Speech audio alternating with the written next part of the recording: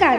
महाराष्ट्रातील विविध क्षेत्रातील बातम्या झटपट आपल्या मोबाईलवर पाहण्यासाठी लगेचच सबस्क्राइब करा राष्ट्रशक्ती लाईव्ह न्यूज आणि सोबत बेल आयकॉन प्रेस करायला विसरू नका.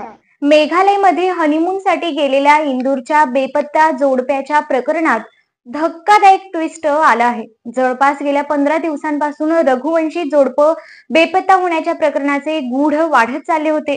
मात्र अखेर या प्रकरणाचा खळबळजनक खुलासा झाला आहे. कारण पती राजा रघुवंशी याची हत्या त्याची पत्नी सोनम हिनेच घडवून आणल्याचा धक्कादायक प्रकार उघडकीस आला आहे. पोलिसांनी पत्नी सोनम रघुवंशी आणि तिच्या 3 साथीदारांना उत्तर प्रदेशात अटक केली आहे. मेघालयचे मुख्यमंत्री कोनराड संगमा यांनी या घटनेची माहिती दिली आहे.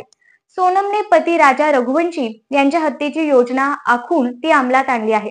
या प्रकरणी पोलिसांनी सोनमसह 3 हल्लेखोरांना अटक केली आहे. मेघालयचे मुख्यमंत्री कोनराड संगमा यांनी या घटनेची माहिती एक्स या सोशल मीडिया प्लॅटफॉर्मवर दिली आहे. राजा आणि सोनम रघुवंशी यांच्या हत्येप्रकरणी मेघालय पोलिसांनी मोठी कारवाई केली आहे. 3 हल्लेखोरांना अटक करण्यात आली आहे, तर महिलेने आत्मसमर्पण केले आहे.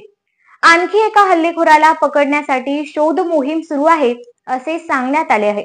नेमकं काय झालं होतं जाणून घेऊया.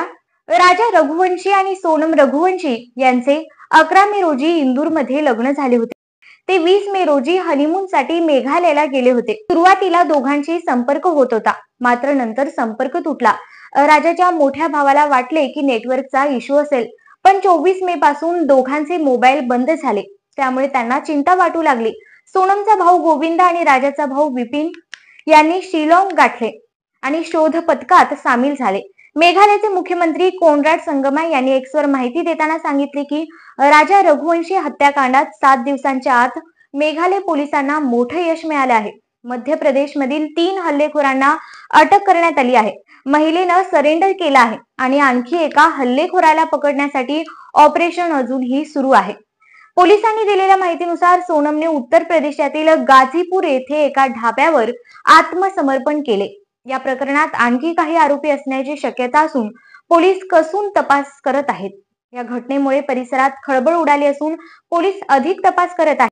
सोनमने पोलिसांना दिलेल्या जबाबात हत्येची कबुली दिली असून तिने हे कृत्य का केले याचा तपास पोलीस करत आहेत. या घटनेनंतर रघुवंशी कुटुंबियावर दुःखाचा डोंगर कोसळला आहे.